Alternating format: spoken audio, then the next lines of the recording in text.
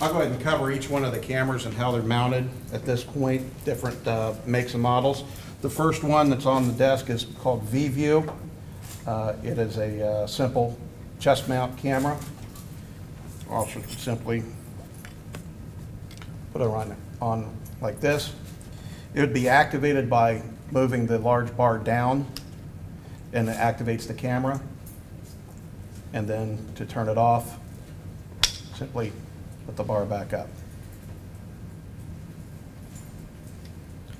The second camera is one of the two from a company called Taser. It's the Taser Axon. This is the body mount camera. This actually fits, and it actually sits on a magnet that's actually inside my vest carrier, and it faces forward. To activate it, it's simple. 2 taps on the large button in the middle, and it activates the camera. And to deactivate it, it is you push and hold the button. Third camera is the Taser Axon Flex, which is the sunglass mount for the same Taser camera. The camera simply attaches to a set of sunglasses and sees what the officer sees. And then the control is the same way as the previous model, which is you push the button twice to activate it, push the button once and hold it to turn it off. The fourth camera is the Panasonic Arbitrator. It is a chest mount camera on a clip. It simply attaches right to the front of the uniform shirt. And again, it's activated by a large push button on the front and deactivated by the same button. Next camera is it's an IBM model. I'm not exactly sure the make and model of it. It's activated the same way. Fix that button. There's a large button on the top between the 2 yellow markers, and you simply push and hold. It is mounted on the uniform shirt, center chest as well. And it's deactivated the same way. There's a couple buttons on the side that the officer would push to deactivate it.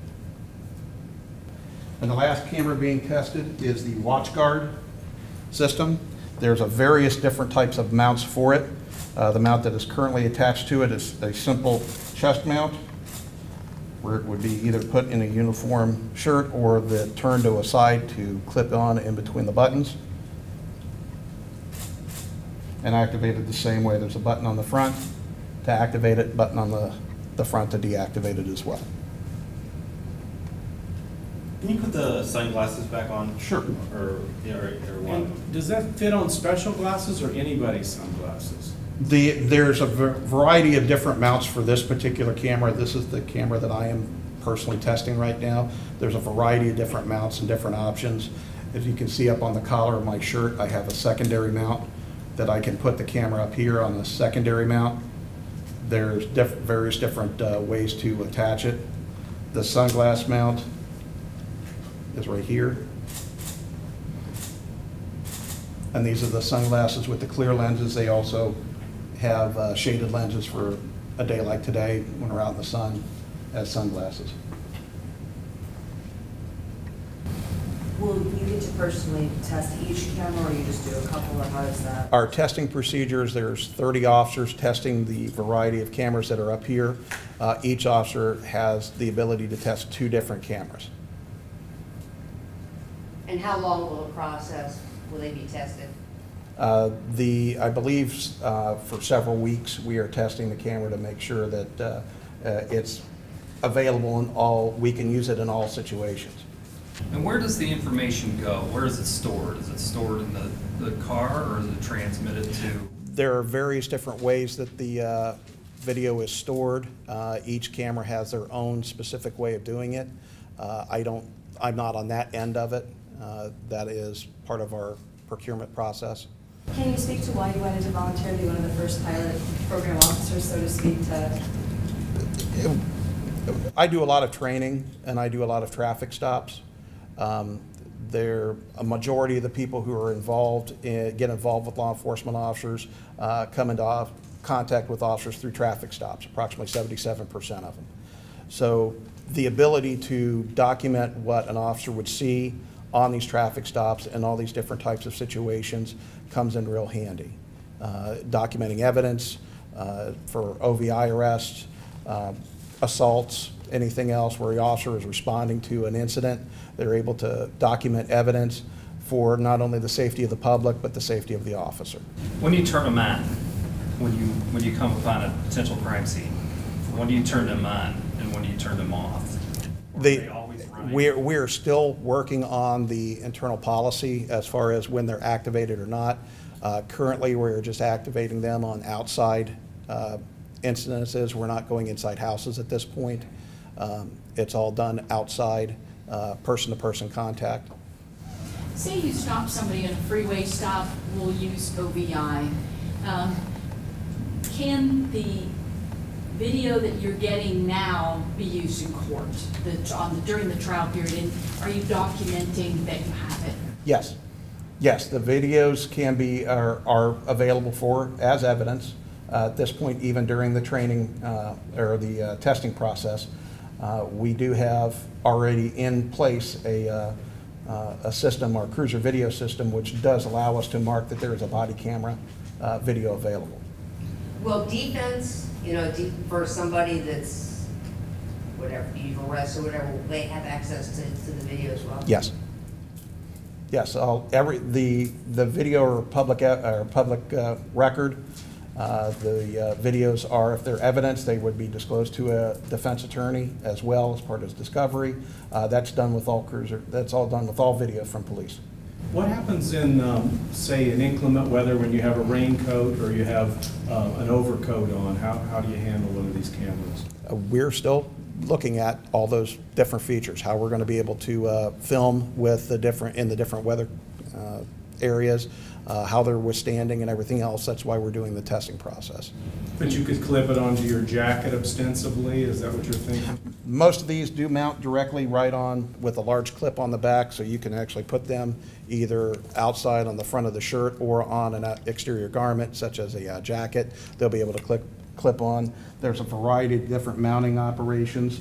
What about the magnetic one? The magnetic one, I have the other half of this is a magnet patch. I've actually, for today, I've demonstrated, I have it tucked down the front of my ballistic vest, and it just magnets on. What if you have a jacket on, though? As long as the magnetic part is on the other side of the jacket, it'll just fit right on. Talk about how these work at night. During the night, again, it's still going to get video. Most of these cameras will film in low light situations. Most officers do carry flashlights as well, so they are illuminating the area where they're going to be at. If it's a tactical situation, we want to make sure that the cameras are not kind of giving away our positions by flashing lights or anything else. All these cameras can go into what's called covert mode to show that it is still recording. However, none of the lights are activated to make sure it's safe for the officers. So you have 4 chest-mounted cameras here. I'm thinking that officials think that these are probably give you the best panorama, best vista. You're going to narrow that down to one type, or?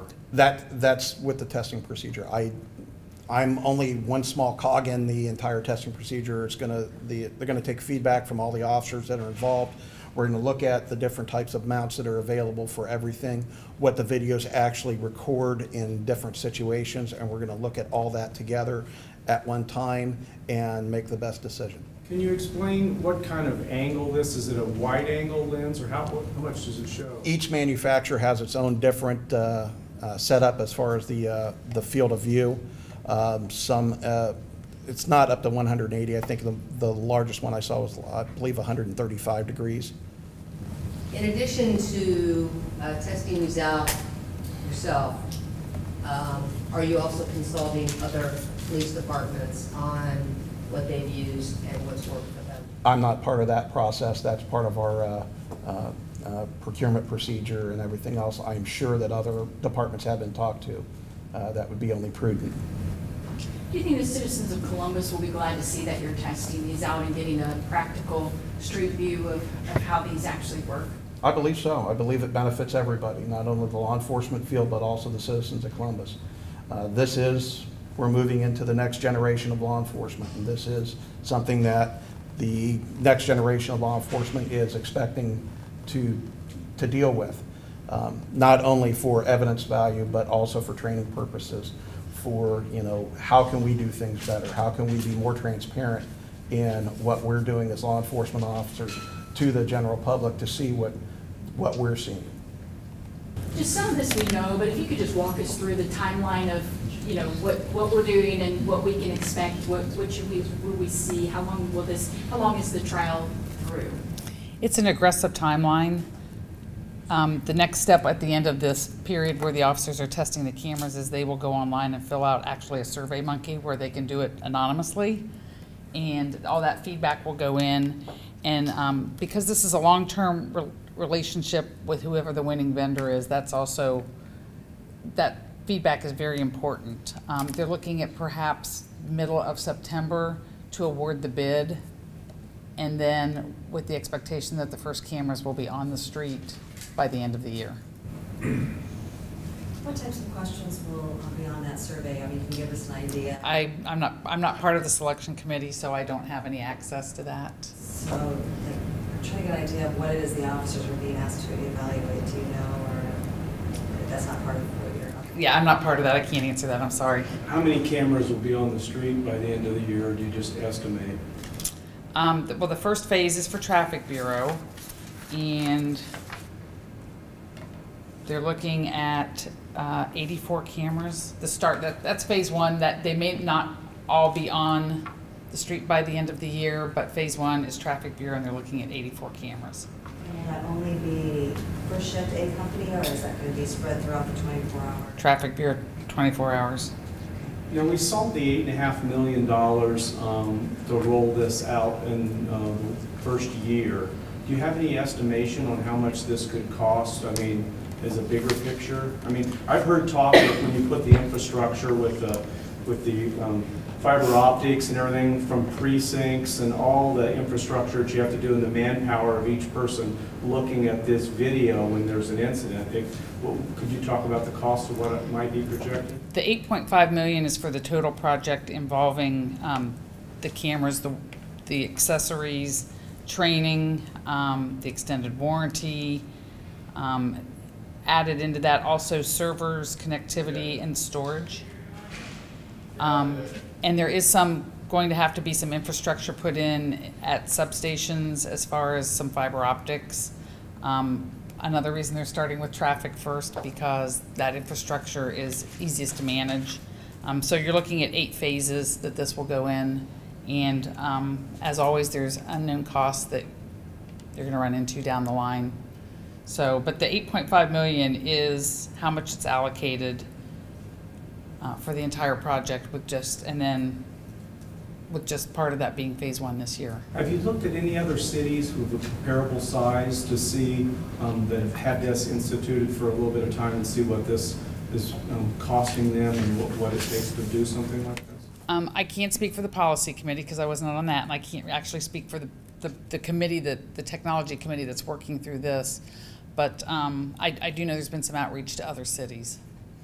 Can you talk about some of the questions that the city is still trying to answer in terms of how are we going to handle privacy issues? When are the cameras going to be turned on and off? I mean, what are some of the questions that still need to be answered, the policies that still need to be put in place before we can implement the cameras on the street?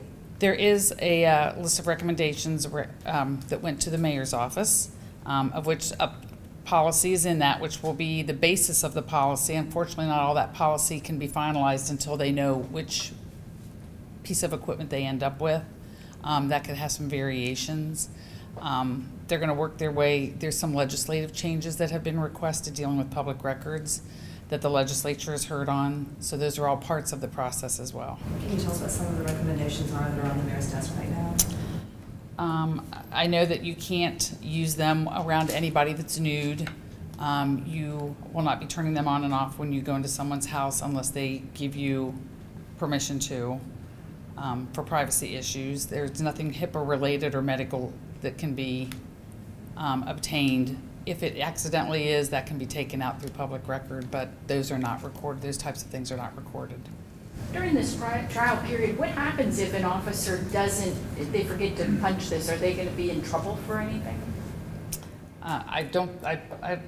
You might answer that better than I can. Was that explained to you? Now, again, this is, I'll go over here to the light so everybody can hear me. It's just a testing phase. Yeah, this is just a testing phase. But there's still legal issues around it. There's always going to be legal issues around this type of stuff. As far as department policy goes, there is no, we're still working on that policy, when an officer will have it on, when an officer will have it off. There is that learning period that all officers are going to have to go through, and the training that they're each going to have to receive for each specific type of camera and how they're going to use it. As far as today, with the 30 officers, including myself, that are testing it, we're doing the best we can with what we've been given, and it's a learning curve for us as well. Have you forgotten to turn it on yet? Nope. Are you worried about that? Yeah, like everything else. That is playing its ugly head over in Chicago right now on that shooting, on that officer-involved shooting. So I know where that question comes in. You know, it is going to be what it is going to be. Officers are human as well. You know, something brand new happens. You know, if something happens and we have to make a life or death decision within the first 2 seconds of this, we might not have the time to activate the camera. We'll do it as quickly as we possibly can, but in a life or death situation, you know, there's always those variables. Do you have the ability to edit this video once it comes in? No. So whatever you shoot during Whatever I that shoot's time, there. it's there stored? It's there stored and everything else. Will the officers be able to review it? I also want to add, and to answer your question, is that part of this process is down the way. There is a collective bargaining agreement that comes into play in this, because it does affect discipline, et cetera. And so those are questions that are unanswered at this point until they sit down and discuss the collective bargaining agreement with the FOP. Officer Barrett, you, back up the microphone. Yes, please. You being in the traffic bureau, you've dealt with cameras in your cruiser for quite a long time. Do you feel like the camera on your body camera is a good way to protect yourself, or what do you think personally, since you've already dealt with cameras in the past? I'm a big proponent of cameras. I believe that they're really good for law enforcement, they're really good for the officer, they're really good for the general public. People we've already seen at this point with some of the testing, that people's behavior have changed around when they see that there is a camera on the officer. So, Changed how? I'm sorry? Changed how? Typically, people are a little bit more well-behaved knowing that they're on camera. Like I'm standing here in front of you guys being really well-behaved on camera. But again, the officers are doing their job, doing what they're supposed to be doing, camera or no camera. The camera's there to document what the officer sees and try and be transparent for everything that we're doing. This is not an adversarial system. It never has been, never will be. Are the officers going to behave differently knowing that they're on camera too? I would believe so. I have a question for you. Since the officers are the ones that are wearing the cameras, and it sounds as if they're going to be evaluating, can you talk about that process? I mean, are they just evaluating how it fits, or how it actually captures video? Will they have access to that so that they can kind of get a full picture of what it is that they're wearing? Right now, we're doing the fit testing. We're seeing if the cameras and their attachments work for the uniform, work in different types of scenarios, on traffic stops, on different types of calls for service. We're seeing what the video actually sees. A lot of officers are actually reviewing the video to take a look and see if there's something that we need to do to improve the how we wear the cameras or where we wear the cameras at, so that it maximizes what the general public sees from the officer. Director Collins, you mentioned some of the legislative things that need to be worked out. Can you go into specifics a little bit more about what's being tried to hammer out at the State House? They're trying to hammer out under public, we have a very liberal public records law, and so they need to clear some of that up specific to body-worn cameras and the footage that's obtained. Things about talking to victims, things about making certain things exempt, nudity, some of those things that people would ask, things that might identify the inside of somebody's house that they didn't obtain permission, some crime scene information that's collected because of an ongoing investigation. So they're looking at, there's a laundry list that was sent over by Director Speaks at the time of things that they would like to see revisited on the public records law.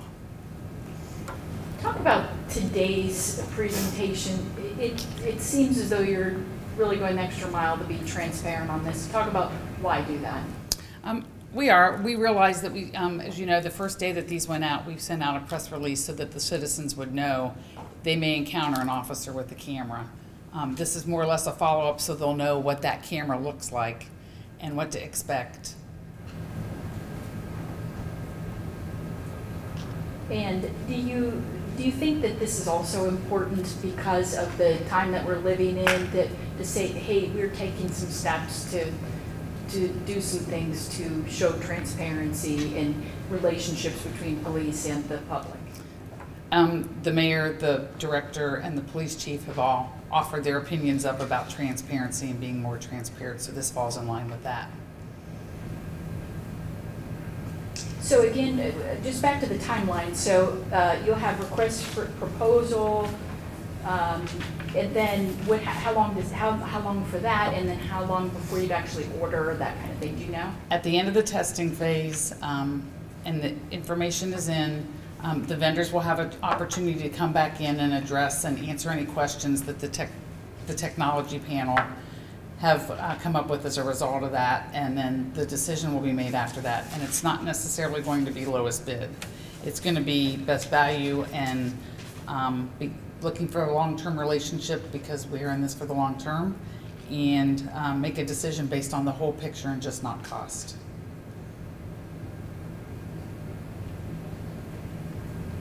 So September 18th, is that the right date for when the trial ends? Is that correct? It started a couple days late, so it'll be sometime middle of next week.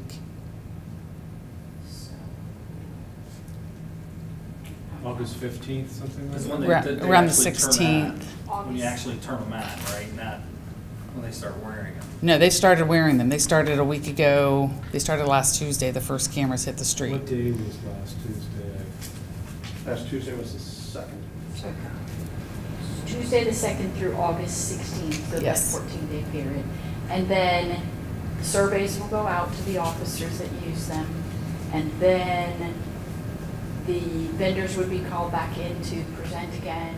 And answer any questions. Does City Council have to vote on this? Some of this funding is coming through a very small part of the capital budget for some of the infrastructure. The rest of it's coming from the operating budget. It will have to go to City Council at some point, yes, for the bigger purchase, and there's a continuing and sustaining cost as well. The total, as I have it here for all the phases, is $8.5 million. And that includes storage as well? That includes storage, switching and cabling, connectivity, servers, training, the cameras, the accessories that go along with them.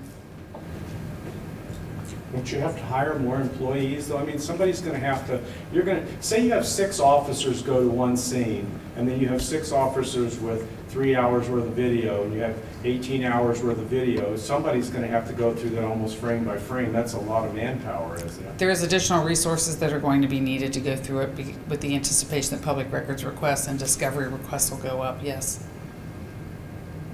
But that's not counted in our $8 million, right? No. Any other things that you think people need to know about that we haven't asked? Is there any point that you wanted to make, anything about these or about the process that you think people need to know? No, the importance was today is we wanted to show the cameras so people know, what they look like and can anticipate running into officers on the street right now and by the end of the year with one of these on. What if you don't like any of them? Would you go back and, I'm not on the committee, so I can't answer that. do you know? I mean, if you I decide can't that. answer that Okay. question, I'm sorry. Okay. All right? All right, thanks, everyone.